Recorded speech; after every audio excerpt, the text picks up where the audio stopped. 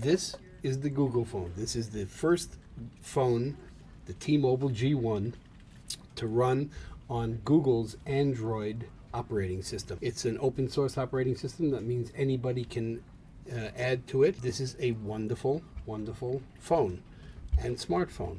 Whether it can actually compete with an Apple iPhone, that's another story. One of the things that differentiates the G1 with the iPhone is that even though it's a touch screen and even though it flips, it doesn't flip like the iPhone does.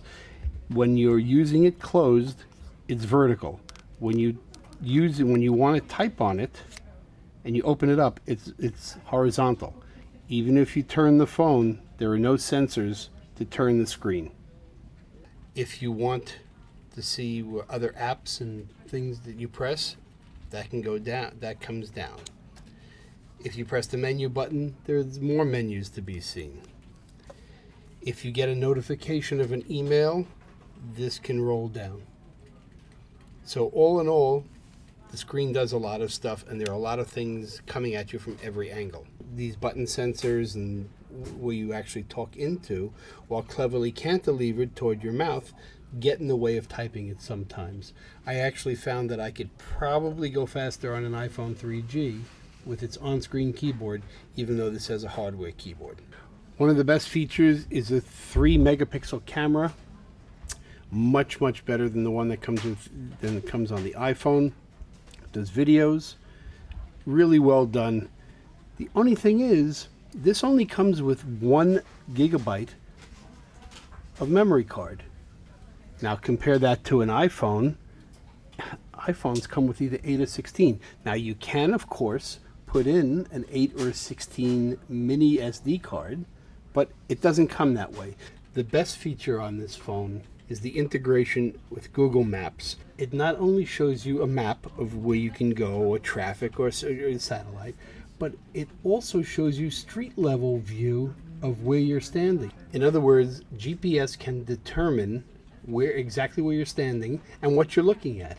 The fascinating thing that this phone can do is show you where you're standing, and when you turn left or right, the actual view on the phone turns left or right to show you as you walk down the street or ride down the street what buildings you're in front of and help you get to your destination.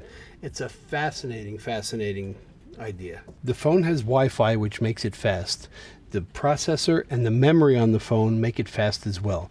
This phone is much faster. Everything seems to pop a lot quicker on this phone than on the iPhone, and that's a good thing. Gmail works well, and as well as all the other Google applications. All in all, a good idea. This phone goes on sale October 22nd. It's about $20 less than the 8 gigabyte iPhone and comes with a case, a nice little case. But the memory is something that needs to be addressed right away.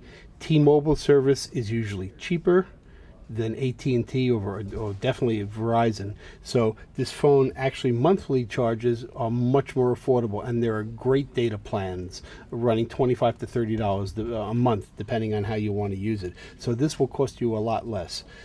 All in all, this is a very good product for a first generation phone. Unfortunately, Apple's phone is a second generation phone. They're busy working on the next one, and so are they. But at the moment, it's Apple that takes the prize as the best smartphone. But the Apple isn't perfect either, and we'll have to see what happens in the near future.